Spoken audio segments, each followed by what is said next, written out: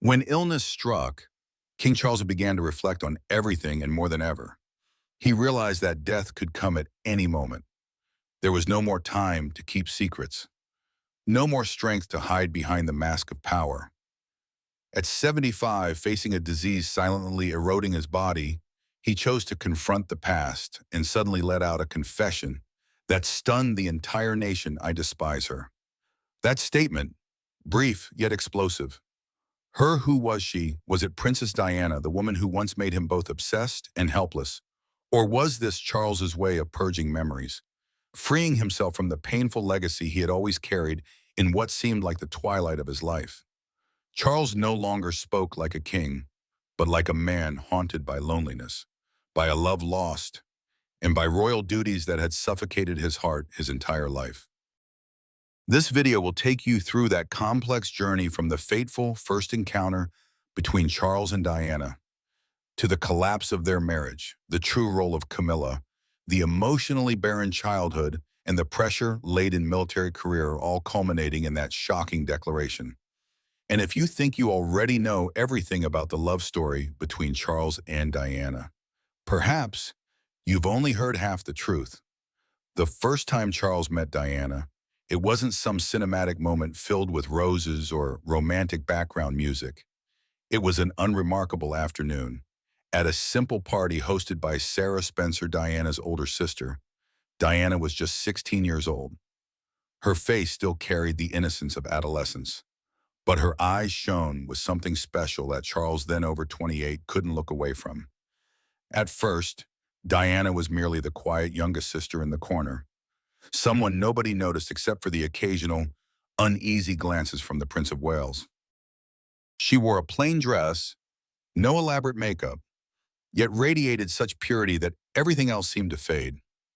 For Charles, surrounded for years by sophisticated and polished women, Diana was something else entirely. A little shy, a little clumsy, but incredibly genuine. But at that time, Charles was still dating Sarah Spencer, a lady the press hailed as the perfect future queen. Sarah had everything the royal family demanded: noble lineage, a graceful appearance, refined social skills, and above all, clear ambition. Diana, back then, was merely a shadow trailing behind. Yet destiny, true to form, ignored the script. In a candid interview with the press, Sarah accidentally removed herself from the running. When asked about her relationship with the prince, she coldly declared, "I would not marry Charles even if he were the dustman or the King of England." That sentence, seemingly a joke, severed the fragile thread between them. Not long after, Sarah married another man, leaving Charles stunned and adrift.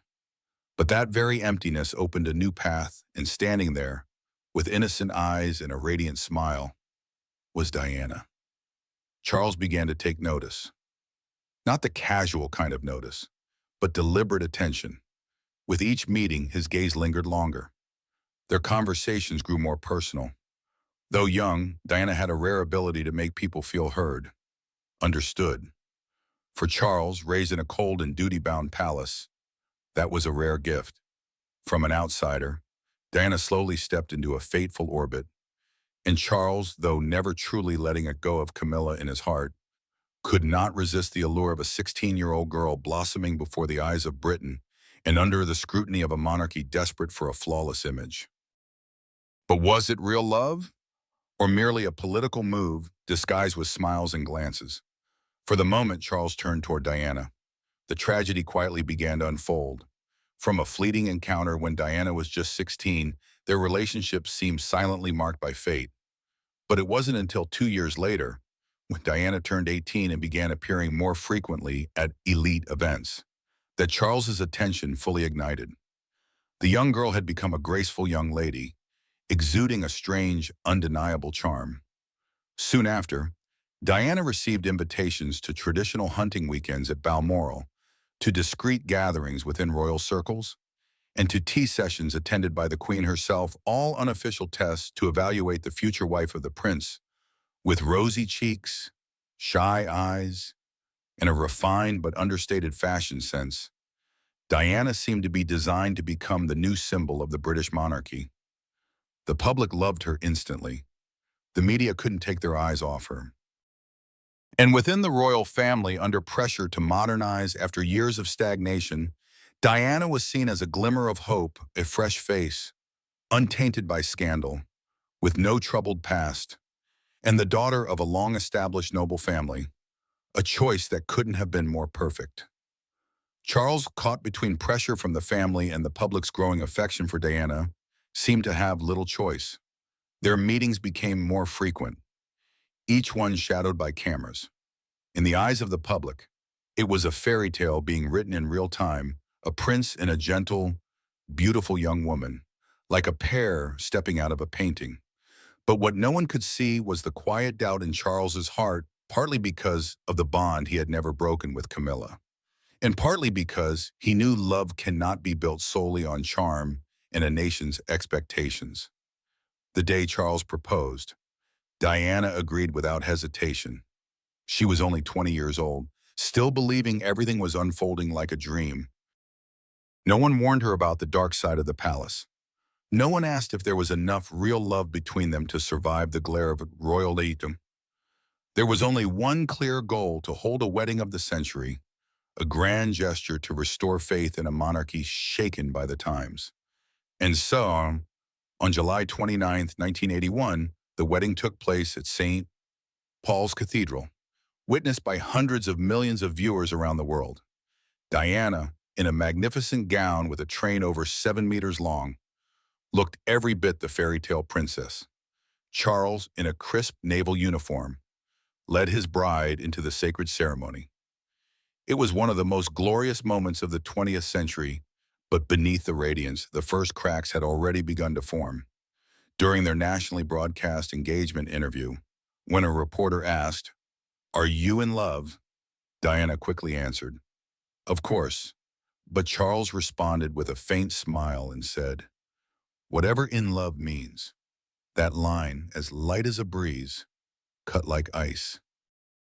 It left Diana stunned and sowed confusion and unease in the hearts of millions, as though the fairy tale had suddenly veered into dangerous territory. And it had. While the world basked in the glow of the princess in the castle, the reality behind palace walls was quietly shifting, opening a new chapter steeped in tragedy. Just as the global spotlight was fixed on the love story hailed as a modern fairy tale between Prince Charles and young bride Diana Spencer, a silent but devastating blow struck the royal bride's heart. Just weeks before the wedding of the century, Diana made a shocking discovery. Hidden away in Charles's private office at Clarence House was a small gift, a gold bracelet engraved with two intertwined initials, G and F. G for Gladys, Camilla Parker Bowles's affectionate nickname, and F for Fred, the private name Camilla used for Charles.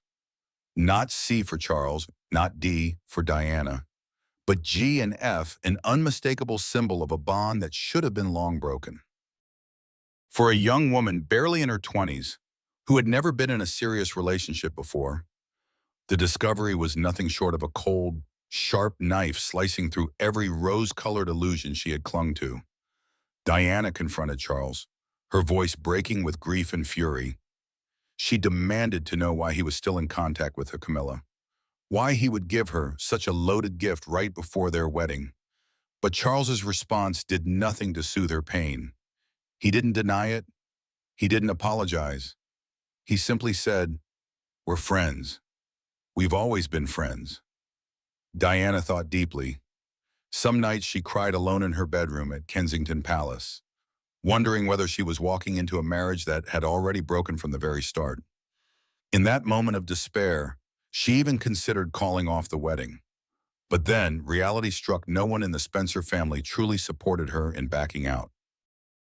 They told her it was too late, that the whole country was watching, that the family's honor would be destroyed if she did such a thing. And Diana, in the midst of overwhelming confusion, chose to go on. Not out of love, but because there was no way back. From that moment on, Diana stepped into the marriage with a heart already incomplete. She was trapped in the role of a national symbol, a fairy tale princess who must always smile, always be perfect, always be proper. But behind the palace doors, The truth was the complete opposite. The weight of royal pressure bore down on her every day. Every word she said, every tilt of her head, every dress she wore out on the street was scrutinized through camera lenses and media commentary. Diana became the focus of the world, but it was a lonely spotlight, with no one to lean on, not even the man she had married. Charles, after the wedding, grew increasingly distant. He was not someone who confided. He did not share. He did not console. When Diana struggled, he did not reach out. He simply stayed silent, then turned away.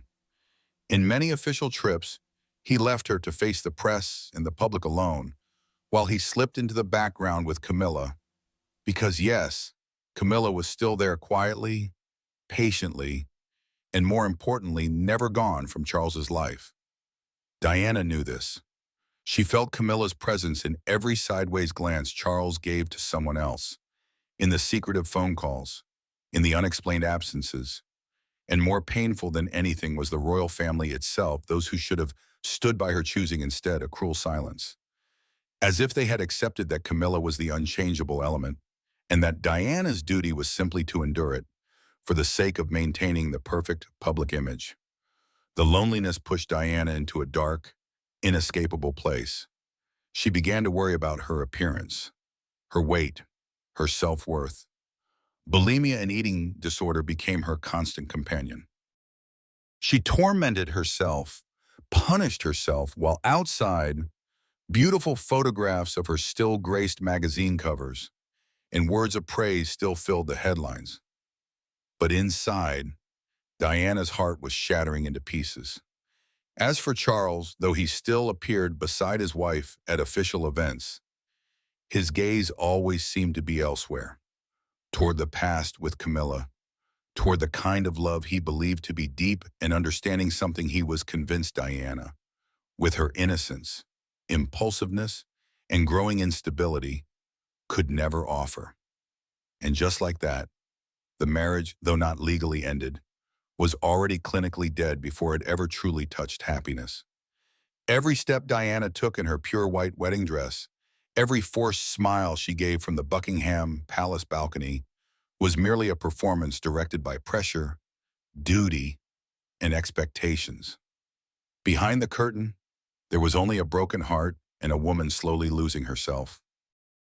It was from those cracks that the tragedy began to surface, and the most terrifying part was still yet to come. Only as the fractures in the royal marriage had barely begun to heal, a thunderous explosion shook the very foundation of the British monarchy, the scandal known as Camillagate.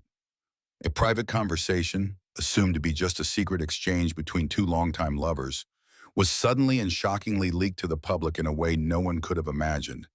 And it didn't just confirm long-standing suspicions about the illicit relationship between Prince Charles and Camilla Parker Bowles. It exposed the darkest truths behind a royal marriage once praised as legendary. It was 1993. A recording somehow leaked into the hands of the press, quickly became a media frenzy across the UK, then spread worldwide. In the suggestive tape, Charles and Camilla spoke to each other with shocking intimacy, even vulgarity, using language that made listeners blush. Charles whispered to Camilla that he wanted to live inside your trousers, and Camilla teased in return. So you'll turn into a tampon, a conversation so unimaginable, yet it came from the man who was destined to be king. The entire United Kingdom was stunned. The public felt betrayed, insulted, and above all, shocked by the moral degradation of the man who had been raised to become the future king. But perhaps the person most deeply wounded was Diana herself. To her, it wasn't just an adulterous conversation. It was living proof of all the suspicions, the loneliness, and the sense of betrayal she had endured for so many years. Her marriage, already broken at the roots, had now officially collapsed on the global stage. Diana didn't stay silent. She was no longer the young, timid princess who merely smiled and nodded at everything the royal family laid out for her. She stood up for the first time publicly, Usaidi, Paul Ali, and chose to speak the truth. In a televised interview with Martin Bashir on the BBC in 1995, Diana appeared with sorrowful eyes but a resolute voice. She didn't beat around the bush, didn't dodge the issue, and said straight out, "There were three of us in this marriage, so it was a bit crowded." That sentence, uttered in just a few seconds, became immortal. It not only captured the pain of a betrayed wife, but also ignited public outrage toward Charles. For the first time, the British people stopped viewing the royal family through a divine lens and began seeing them as real human beings with flaws, desires, and stains that couldn't be erased. Sympathy for Diana exploded. People saw in her not just a beautiful princess, but a symbol of courage, of resistance against injustice and oppression right from within the palace. The press that once chased her every move now turned around and celebrated her as an independent icon. The image of Diana stepping out of the car, head held high, in the iconic form-fitting black dress, with piercing eyes and veiled pain became an unspoken declaration from a woman who refused to be crushed by betrayal. Meanwhile, the royal family plunged into a major media crisis. Charles became the target of press and public criticism.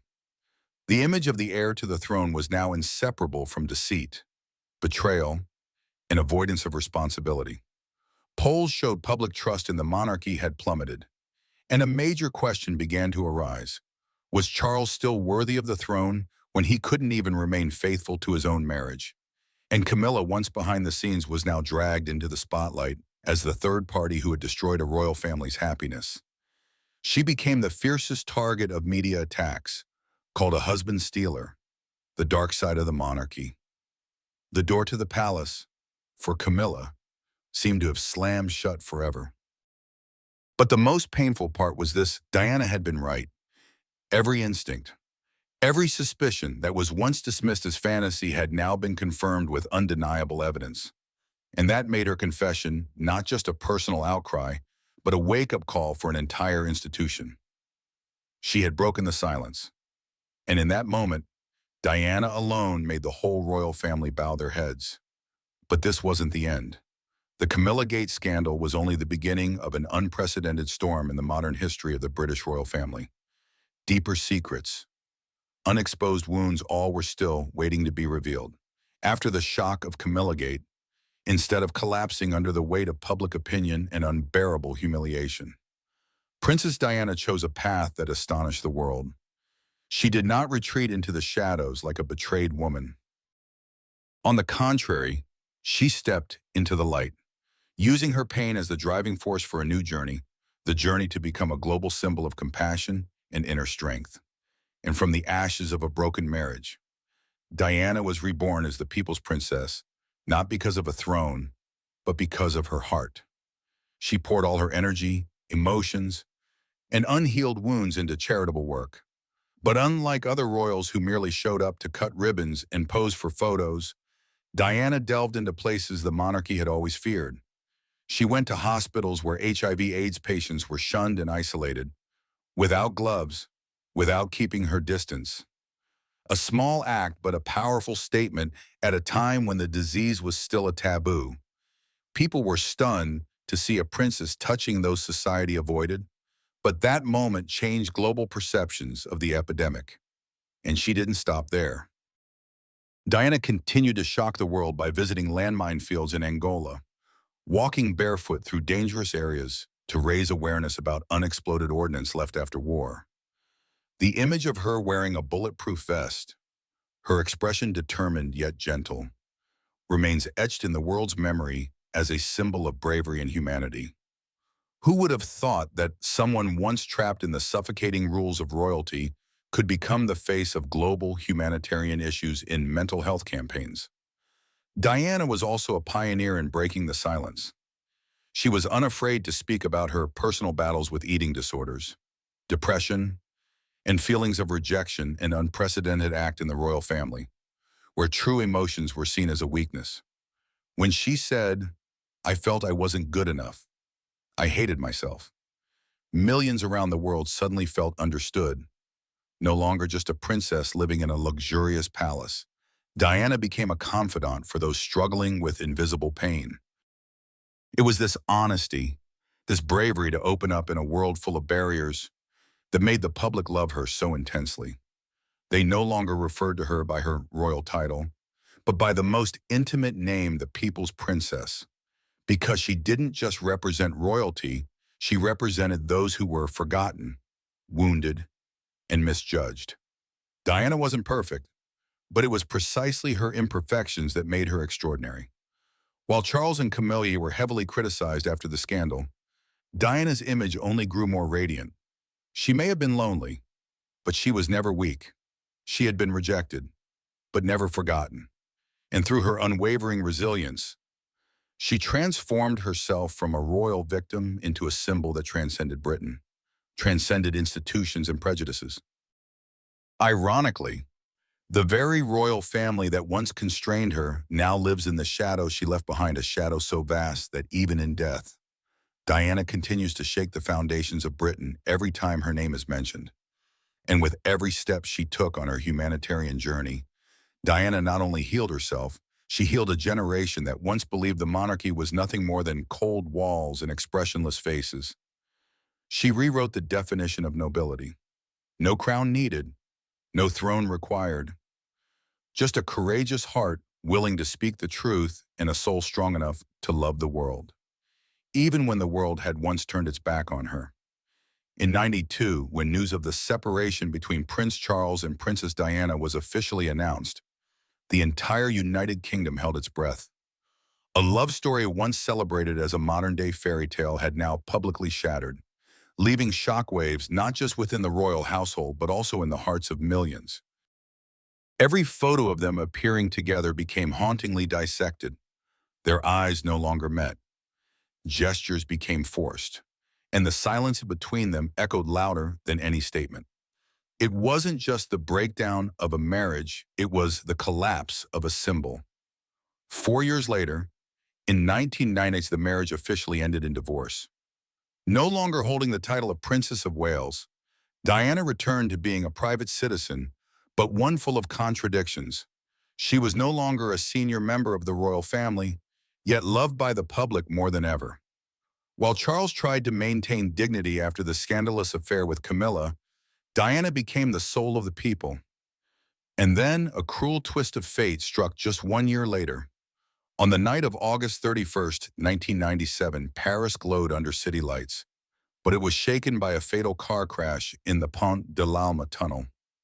Princess Diana, the woman who had risen from the ashes of a broken marriage to become a global icon, passed away at the age of 36. The world stood still. The news spread like wildfire. No one could believe it was real. A woman who had just re-emerged in the light of compassion and renewal was suddenly buried in a moment so brutal and unexpected. Millions poured into the streets, not to protest, but to grieve. Bouquets of flowers, handwritten letters, photos, candles, they covered the gates of Kensington Palace.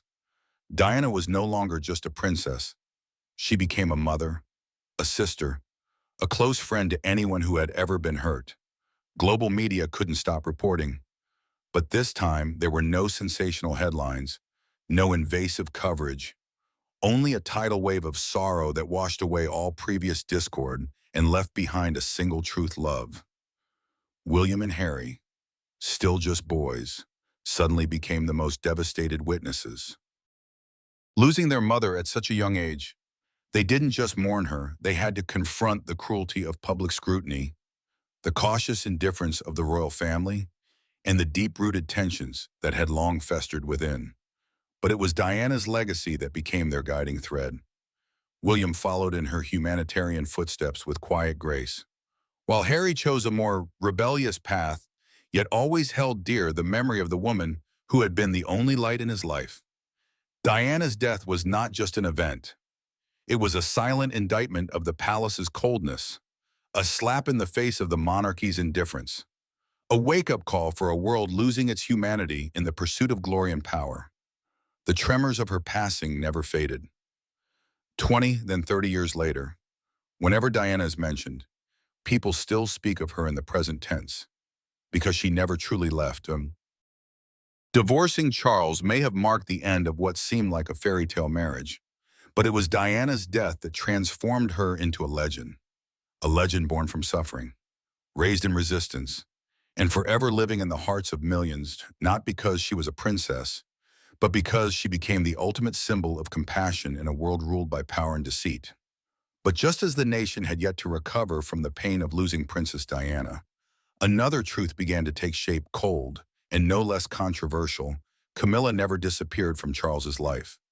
They had met very early on, even before the name Diana Spencer entered the dictionary of British romance. In 1971, at a polo match in Windsor, Charles and Camilla were introduced by a mutual friend. From the very first moment, something different happened. It wasn't the bashful glance of a young man meeting a pretty woman. It was a sense of understanding, almost instinctual, between two people of the same background, the same social class, and above all, the same passion for the traditional royal way of life. They talked endlessly about horses, art, hunting, British heritage, and from there, the relationship formed, needing few words. Charles was drawn to Camilla like a thirsty man to a well. With her, there was no drama, no pressure to prove himself, no need to pose in order to be loved. With Camilla, Charles could be himself, not the prince, not the heir to the throne, but simply a man in need of comfort.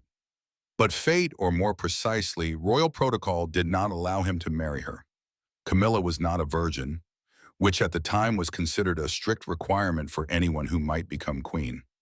And so, in an effort to settle her life, Camilla married Andrew Parker Bowles in 1973.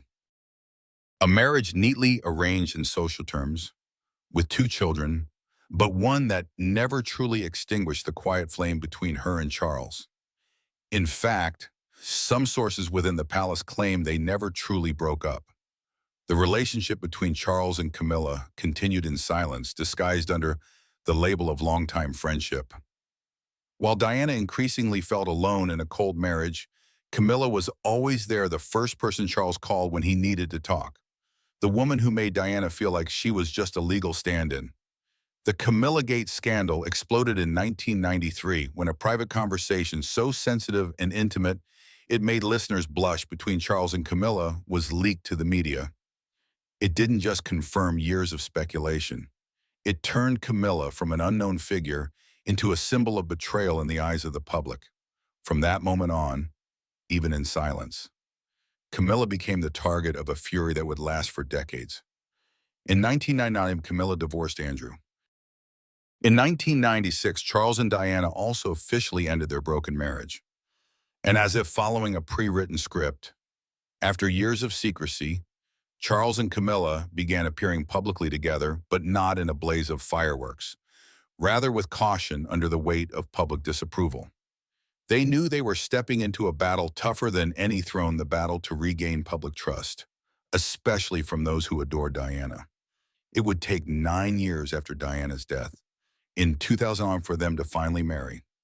A discreet ceremony with no red marquee, no crown, no traditional golden royal carpet.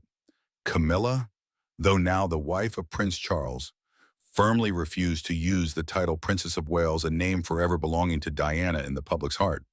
It was a wise, calculated move, but also reflected Camilla's caution in deciding where to place herself in the history of the British royal family.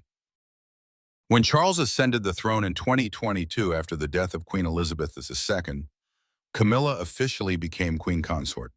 And although she had once been viewed as a despicable other woman, her image gradually improved over the years.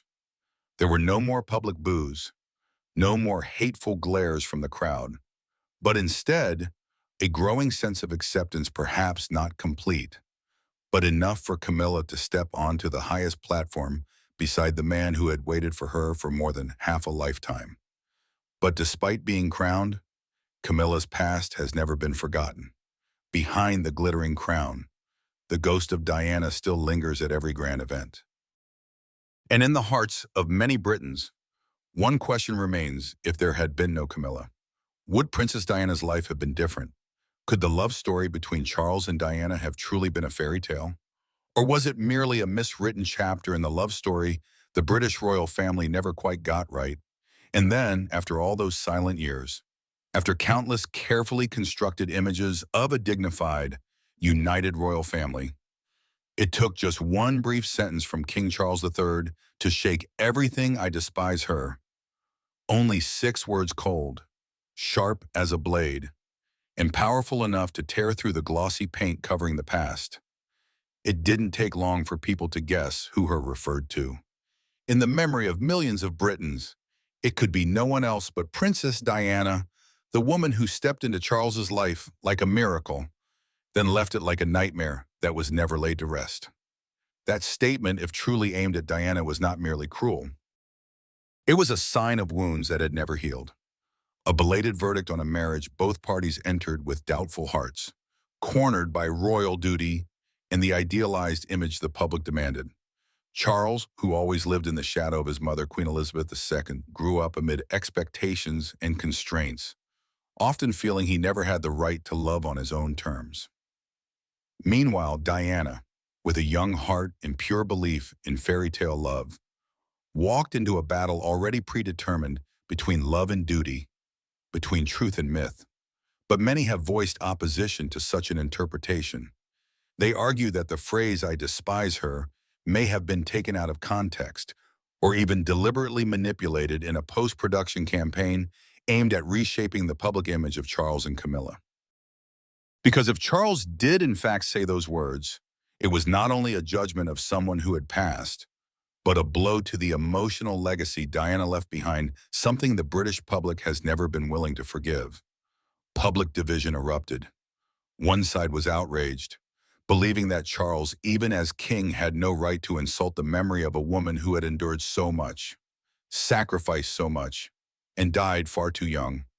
The other side sympathized, believing he had been forced into an unwanted marriage, cast as the unwilling villain in a tragedy whose script was never truly his. Yet it cannot be denied that the statement came at a moment when Charles was striving to strengthen the image of a modern monarchy, when Camilla, once dubbed the other woman, had rightfully become queen. Observers believed this was a strategic move, a bold declaration that in his version of the story, Camilla was the true love. While Diana, adored though she may have been, was a chapter written under royal obligation, the declaration, "I despise her," may have been a moment of weakness, a slip of the tongue, or a final bullet aimed at a past that never found closure. But regardless of intent, it reopened a wound that Britain believed had healed. And in that moment of shock, one haunting question echoed once more. Was Charles telling the truth? Or was he rewriting history, a history in which the woman who had passed could no longer defend herself? The shocking statement, "I despise her," was not just a passing incident, but a piercing alarm reminding the world of the deep fractures within the British royal family. It dragged back a chain of memories long buried beneath the golden sheen of the crown, from the loneliness of marriage, to murky love triangles, to the harsh choice between royal duty and personal happiness. With a single sentence, Charles inadvertently opened the door to his tormented inner world. But at the same time, he resurrected the image of a woman who had departed but never vanished from the hearts of the people, Princess Diana. Because no matter how many bitter words he may utter, the legacy Diana left behind still shines brightly and cannot be erased. In the memory of millions, Diana was not just a princess, she was a symbol of compassion, someone who broke the rules to reach out to the poor, the sick, and the forgotten. She extended her hand to AIDS patients when the world still turned away. She bowed before landmine victims when governments hesitated. And it was those very actions that left a lasting impression on her 2 sons, William and Harry, who would later follow in their mother's footsteps through their own inspiring charitable and humanitarian work. Camilla, the woman once branded the other woman, is now officially queen, a title that, in the past, no one believed she could ever attain. She stood by Charles through years of storms, patient and composed, slowly gaining favor from a portion of the public. But the truth remains in every image, in every comparison. She must always walk behind Diana's legendary shadow. Even at the highest rank, Camilla cannot erase the fact that she is the one history will forever remember with the word replacement. Now, as Charles is king, bearing not only the crown but also a past that has never truly been reconciled. He is forced to walk a fragile path between nostalgia and renewal. He strives to modernize the monarchy, streamline its bloated structure, and empower the younger generation, especially William, the capable heir. But the past remains, and every step forward must pass through ghosts that have never been fully laid to rest. William and Harry, once the little boys who held their mother's hand during her final public appearances, are now men walking two different paths.